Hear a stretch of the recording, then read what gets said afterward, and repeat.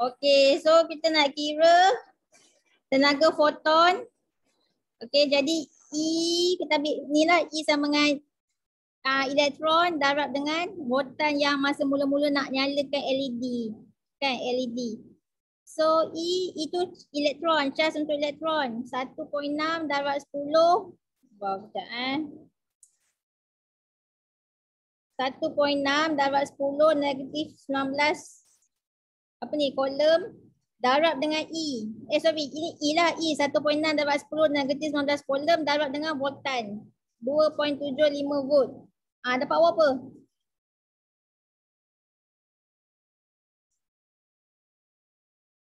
4.4 darab 10 negatif 19. Okey, so 1.6 okey, darab dengan 2.75 dapat 4.4 darab 10 negatif 19 unit energi. Tenaga mestilah joule kan, joule. So dapatlah ini. Okey. So nak kira tenaga foton untuk cahaya yang lain pun samalah formula. So kamu dapat. Okey. Lepas dah dapat data semua, kita buatlah graf. So graf apa nak buat? Kita buat graf tenaga foton. Jika yang tenaga foton ni yang kamu kira ni tenaga foton ni, okey, lawan dengan frekuensi. Lawan dengan frekuensi. Mana frekuensi yang ni lawan dengan frekuensi ni. So dapatlah graf straight macam ni. Okey. Sekarang ni apa ni? Okey, ni graf kan, graf apa, garis lurus. So persamaan dia apa? Y sama dengan mx tambah c. Okey, Y. Ada cepatlah dah. Call lah balik. Y diwakili oleh apa? Cuba tengok. Tengok graf ni. Y diwakili oleh tengok graf ni. Foton. Ya, Y diwakili oleh E kan, tenaga foton. E sama dengan M tu kecerunan. M, okey, X. X ni diwakili oleh apa? Paksi mana? Frekuensi. Frekuensi. Lepas tu C. C tu adalah pitasan Y. Cuba tengok pitasan Y dia kat mana? Kosong. Kosong kan? Kosong. So tak adalah.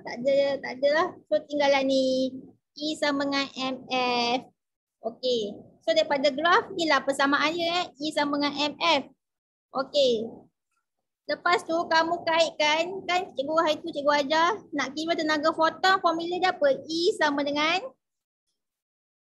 HF. So boleh tak nak cari nilai pemalar Planck? Boleh. Daripada mana? Daripada? Kecerunan graf. Ya, daripada kecerunan graf. So kamu kira kecerunan graf ni, kamu dapatlah nilai pemalar Planck. Okey. So cuba kira kecerunan graf ni. Kecerunan graf M. Y2 tolak Y1 per X2 tolak X1. Okey. So kita ambil lah. Kita ambil koordinat mana nak senang.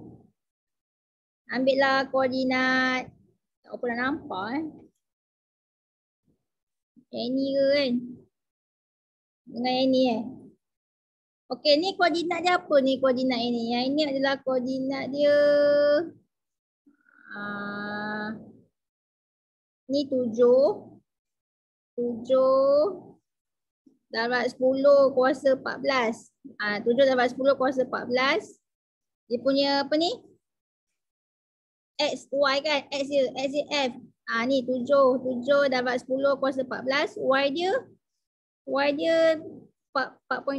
4.2 darab 10 kuasa negatif 19. Ni X ni Y kan. Okey, so kita masukkan yang ni kosong-kosong lah, ni kosong-kosong, ni X ni Y. Okey, gantikan jadi Y2. Okey. Ni lah, ni X1, ni X2, Y2.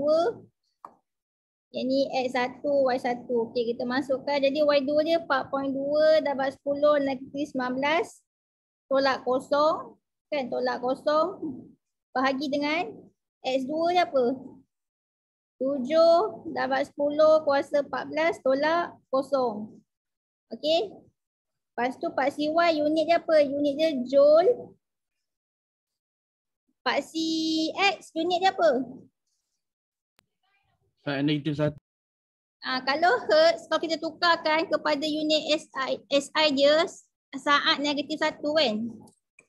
Saat -1. So, unit dia saat -1. Okey. Cuba kira berapa nilai dia? 4.2 dapat 10 -19 bahagi 7 dapat 10 kuasa 14. Berapa korang dapat?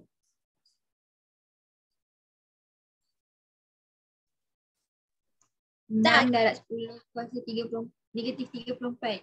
Ya, 6 darab 10 kuasa negatif 34. Okay, unit dia ni joule, ni saat ni di atas jadi apa? Saat negatif 1 Saat. di atas dia jadi saat. Tu yang dapat. Ya betul. Tu yang dapat. Pemalar Planck nilai dia 6 darab 10 negatif 34. So inilah pemalar Planck. Baik. Okay. Faham ke ni? Faham.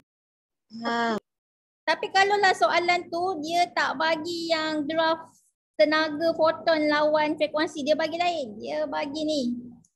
Dia bagi, kalau dalam buku teks dia bagi graf lain kan, dia bagi yang macam ni. Okey. Ya. Okey, dia bagi graf Votan. Ni votan yang masa nak mula nyalakan LED tu kan. Votan lawan dengan 1 per panjang lombang. Lepas tu graf dapat macam ni lah. Dapat straight lah berkadar terus. Okey, macam mana nak kira dia punya pemalar Planck? Kalau macam ni. Macam nak kira?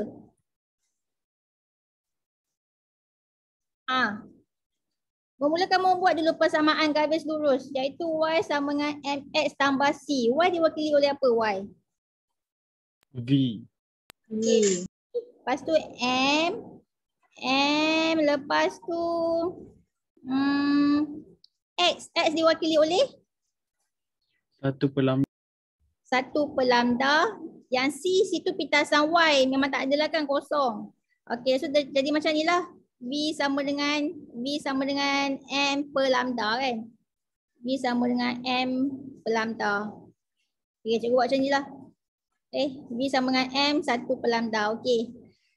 Kemudian kita tengok, kita kaitkan dengan yang tenaga foton yang dah belajar dalam teori kan. Tenaga foton. Apa E sama dengan apa? Tenaga foton. E sama dengan? HF. Okey. Tapi kita tak, dalam ni tak ada votan kan. Tak ada votan, tak ada panjang gelombang. So kan kamu kena kembangkan dia. Kembangkan dia. Sampailah kamu dapat V dengan panjang gelombang ni. Votan dengan panjang gelombang. So E kita boleh kembangkan dia. Jadi apa? E sama dengan? EV. Ya, EV.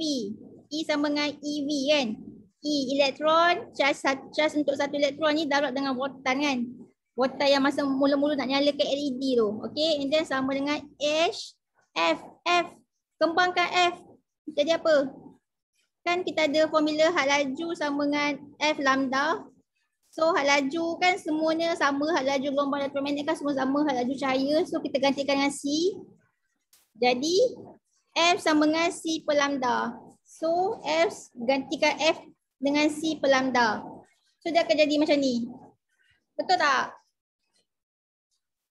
Betul. Okey, lepas tu sekarang ni kita nak jadikan V ni sebagai perkara rumus. Sebab V ni kat depan kan. So jadikan V ni V perkara rumus. So macam nak buat? So buatlah EV ni lambda sama dengan HC kan. Darab silang kan. Ni darab kan. So nak cari V sama dengan HC per dengan E lambda. Okay. So dapatlah V ni sebagai votan ni sebagai perkara rumus. So kamu dapat formula yang ini. Kamu dah kembangkan daripada persamaan tu. And then kamu dapat daripada persamaan daripada graf. Ni persamaan daripada graf ni. Iaitu apa? V sama dengan M 1 per lambda kan. Okay. Okay. Jadi kat sini. Tengok dah sama dah kan. Okey, so macam mana nak buat? Nak cari pemalar Planck ni. So kecerunan ni, ni dia, okey kejap okey, ni dah sama, V dengan V dah sama. Ni, sekejap ni cikgu buat apa, M per lambda lah kat sini. Okey. Okey, so kat sini lambda ni dah sama. Jadi M ni mewakili apa sebenarnya? M mewakili HC per E. ya, HC per E. Faham? Faham ke? Faham. Okey, so M kecerunan graf sama dengan HC per E. Okey, so nanti kamu kiralah kecerunan graf yang ni. Okey. Cikgu tak adalah data untuk graf yang ni. So tak apalah. Jadi nak cari pemalar Planck bolehlah cari pemalar Planck kan. Sebab okay, HC sama dengan ME. So H sama dengan ME per C. So M tu apa? M tu kecerunan graf. M kecerunan graf. E apa E? E charge Elektron. elektron 1.6 dapat 10 negatif 19 kolom. C apa C? Laju cahaya. Cahaya. Kamu gantikan je. Okay, hal laju cahaya dengan charge elektron ni, C dengan E, nanti cari dia punya kecerunan graf. Kan? Kamu carilah kecerunan graf kat sini. So, nanti kamu dapatlah nilai pemalar Planck. Faham? Faham. So, kamu akan dapat nanti pemalar Planck dia, kamu akan dapat nilai dia. Samalah macam tadi, 6 point berapa ni? 6 darab 10 kuasa negatif 34 joule saat. Okay. Ni kalau keluar soalan lah graf yang macam ni. Graf yang apa? Yang botan ni lawan dengan satu perpanjang gelombang. So nak cari pemalar Planck dia. Macam ni lah. Cikgu tunjuk Okay. Makin lebat lah hujan kat sini.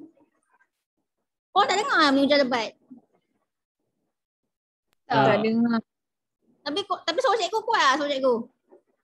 Kuat. Kuat. Okay. Okay, so dah habis yang itu. Okay, next. Apa lagi nak ajar? 1.5 cikgu ada kelas dengan group A kan, 5 nafi. Wah, macam nak ajar dah lah. Hujan lebat. Aduh. Okay. Okay, kita tengok ini kejap. So ni teori gelombang cahaya klasik. Dia kata apa? Gelombang cahaya yang mempunyai sebarang frekuensi sepatutnya dapat mengeluarkan elektron.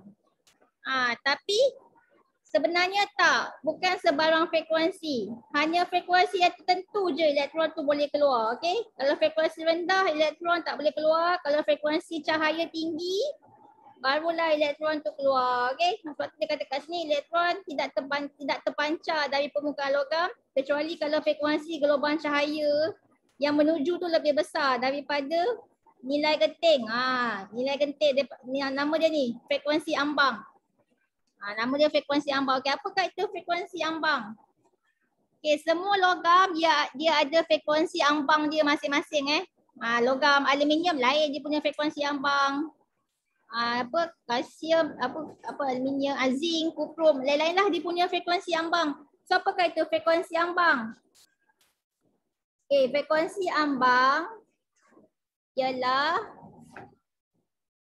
frekuensi minimum. Frekuensi minimum yang boleh menghasilkan kesan fotoelektrik. Kesan fotoelektrik pada satu jenis logam. So semua logam dia ada frekuensi ambang dia yang tersendiri So frekuensi ambang ni frekuensi minimum yang boleh menghasilkan kesan fotoelektrik. Jadi kalau misalnya lah logam aluminium tu kata dia punya frekuensi ambang mana dia? Contohlah cikgu bagi contoh aluminium.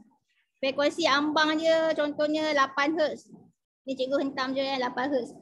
Jadi kan dia perlukan, maksudnya apa, aluminium dia perlukan frekuensi cahaya sekurang-kurangnya yang 8 Hz. Barulah elektron tu boleh keluar daripada permukaan dia. Kalau kurang daripada 8 Hz kan, kurang daripada frekuensi ambang, elektron tu tak boleh keluar. So dia mesti lebih daripada 8 Hz. So kamu bagilah frekuensi cahaya yang 9 Hz ke, 10 Hz ke. Ya? Dia mesti lebih daripada frekuensi ambang. Faham ke? Faham tak yang ni? Faham. Faham. So semua logam dia ada frekuensi ambang dia masing-masing. Okay. So pastikan bila kamu sinarkan nak tujukan cahaya pada logam tu, pastikan cahaya tu mempunyai frekuensi yang dapat melebihi frekuensi ambang logam tersebut. Okay. Kalau tak melebihi frekuensi ambang, elektron dia tak mampu nak keluar daripada permukaan logam. Okay, next. Yang ni dia kata apa? Jika keamatan cahaya bertambah, tenaga maksimum fotoelektron pun bertambah juga. Ya ke? Maksudnya kalau keamatan cahaya tu banyak, tenaga kinetik dia pun banyak. Ya ke? Tadi cikgu kata apa? Kalau keamatan cahaya dia bertambah, kamu letak banyak torchlight, tenaga kinetik dia mempengaruhi ke tenaga kinetik? Ke tak? Tak. Tak Tak. Letaklah berapa banyak torchlight kan, 10 torchlight pun tenaga kinetik dia tak dipengaruhi Yang dia pengaruhi apa? Bilangan elektron yang terkeluar je. Lagi banyak kamu guna cahaya, lagi banyaklah elektron yang terpancar keluar. Tapi tenaga kinetik dia sama je. So tenaga kinetik fotoelektron dia tidak bergantung kepada keamatan cahaya, tapi dia bergantung kepada apa? Tenaga kinetik dia bergantung kepada, kalau kamu nak bagi tenaga kinetik elektron tu tinggi, kamu kena guna apa? Baru tadi explain. Alah, dah 132 dah. Cepat.